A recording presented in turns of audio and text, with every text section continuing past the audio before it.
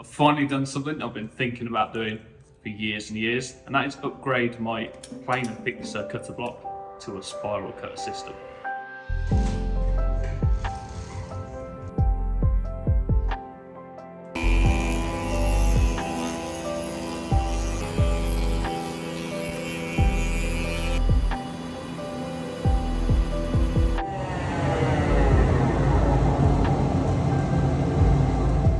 So for those of you that are unfamiliar with what a planer thicknesser is, this is a machine we work with.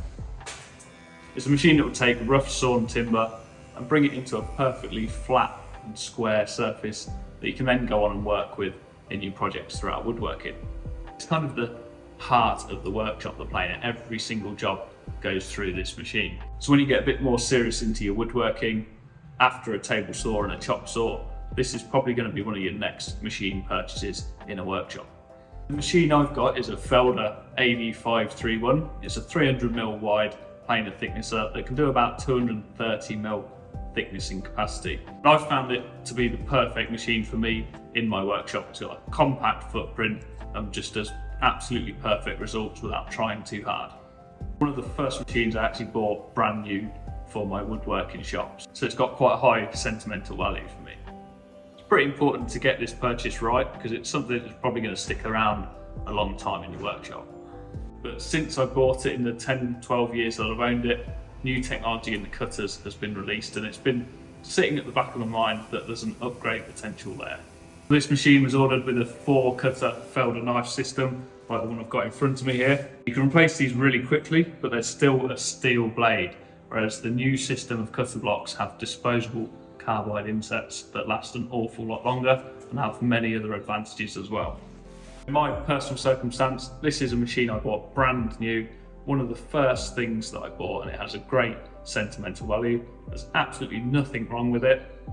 When a company came along that wanted to collaborate on the YouTube, it's the perfect opportunity to upgrade. The biggest reason for me to upgrade this machine rather than replace it was cost. When we look into the figures of what it costs to buy a brand new machine that would have the same spec as this with a spiral cutter block, we're looking around £3,800 when you take into account the value that's left in this machine versus buying a new one to that spec. And if we compare that cost-wise to the upgrade, the cutter is around £550 on the website.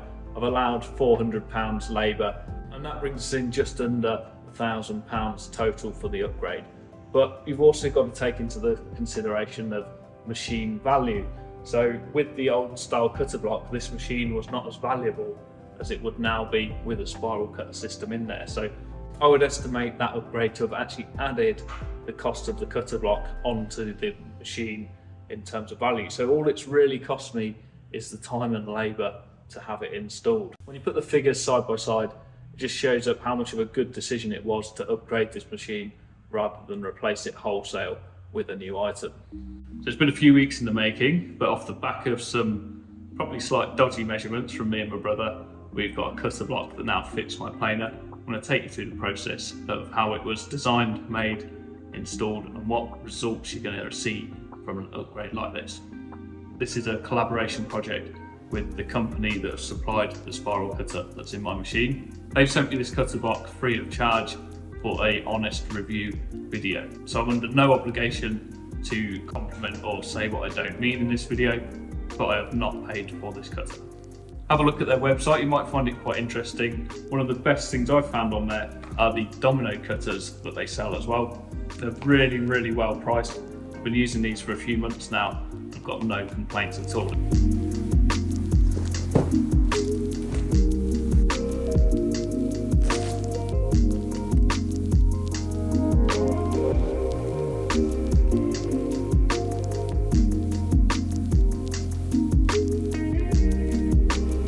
Hesitant about asking for what you want. If you want something machining, just get in touch with them and talk about what you actually want making. I was a bit of a problem customer in that I wanted a very specific look from the cutter block, and yeah, they ended up accommodating it perfectly, and they've done a beautiful job of what I wanted.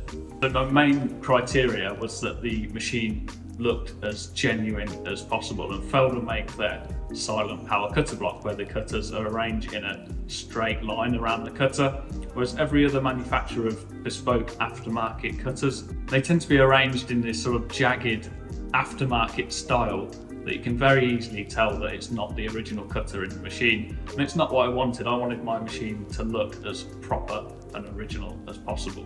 If they've not got cutter block for sale for your machine on the website, you're going to have one custom made, and that's going to be starting with measurements of your existing cutter block. So this is the bit that probably puts most people off the upgrade, is physically removing the cutter from the machine to take their measurements. Maybe being without the machine, the duration it takes to have the cutter block made up. In my case, I managed to find a sneaky little hack on the Felder planer that meant I could tilt the beds completely out of the way and lift the cutter block completely out of the machine without having to make any adjustments to my planer surface tables. So removing them bolts and not upsetting the tables in terms of how they were calibrated meant I could remove my cutter, take the measurements that I needed with George, and put the cutter and recommission my machine within the same day. It actually only took me about 4 hours one afternoon to do that whole process, and I had a working planer thicknesser ready for the next day. I can't stress the importance of getting these measurements absolutely perfect. So if you've not got the specific tools you need to take these measurements, I'd really recommend you took your cutter block to an engineer and just paid them whatever it costs to give you some accurate dimensions. So I've had the cutter in now for about 4 or 5 weeks, and so far I've got no complaints at all. It's actually been surprising on a few points that there's some advantages to this that I didn't realise a spiral cutter block would introduce. I'll just lift the beds up and we'll have a quick look at the cutter block.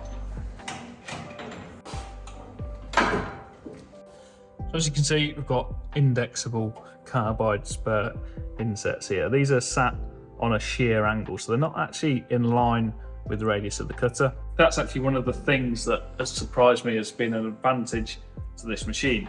Because they're sat on a shear angle and the angle is towards the fence, when you're surfacing on this machine, you've got like a tall board you're trying to keep 90 degrees to the fence. The angle of that cutter actually pulls the bottom of the board in towards the fence, and it's an advantage because it's really tricky. That's the bit that's hard. When you're trying to keep something 90 degrees, that's the hardest bit, is to get the bottom of the board to sit tightly against the fence. And that's one thing I didn't know that this would introduce as an advantage. Another advantage to these tiny little inserts is that at any one point during the planing process, say through the gap of that planer bed there's only 1 or maybe 2 cutters visible at once. So you're only nibbling away at whatever you're cutting with one tiny little insert at a time.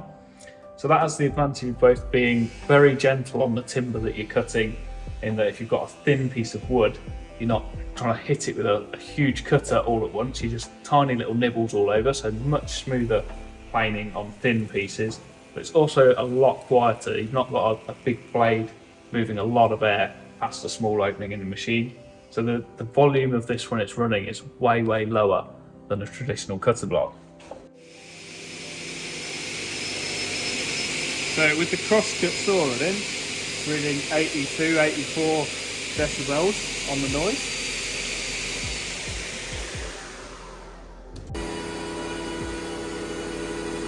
Planer is actually quieter than my crosscut saw. That's incredible.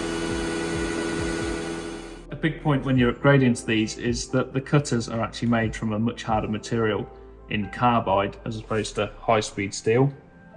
And that means that the sharp edge that's on these will last, I think, up to 10 times longer than a traditional cutter. But we've also got the advantage of, if I run something through this machine and it's got a stone or a screw or a nail head and it hits one of these cutters, I can actually just replace that single little insert there, rather than taking that huge knife out that was in the old cutter block, having to take the whole thing out and swap it for a brand new one. And every single cutter has 4 sides as well, so you can turn every one of these round and cut from that face, that face, that face, or that face. I'll try and find a thin bit of wood and demonstrate what I mean by it being gentler as it planes and also quieter as it's working. Just been searching for a bit of wood to show off how to plane a thin piece. I think this is Probably a little bit ambitious, but we'll see how it goes.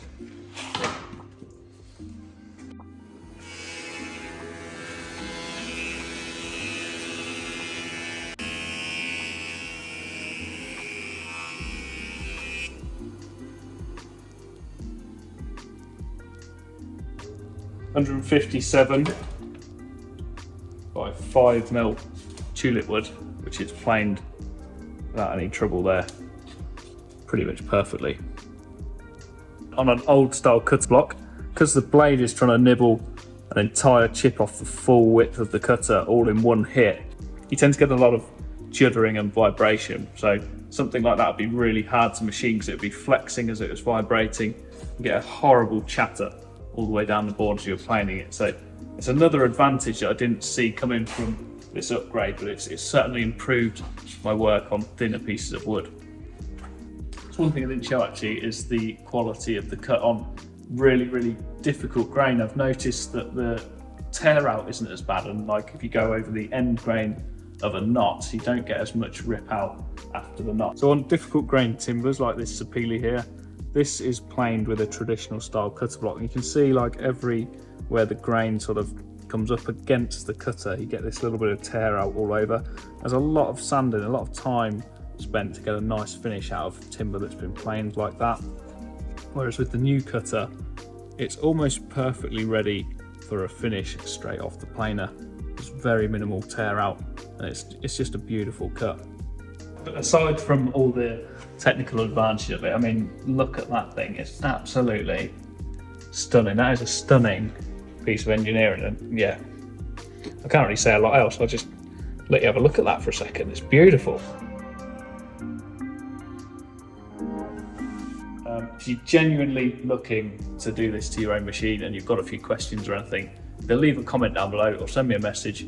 We're more than happy to try and help anyone out if they're a little bit concerned about the upgrade. The cutter I've had made here for the machine is now available for sale on the website as its own item. I'll link that down below. I hope you've enjoyed my process of upgrading the planer thicknesser, and no doubt you'll be seeing it in plenty of future uploads on the channel.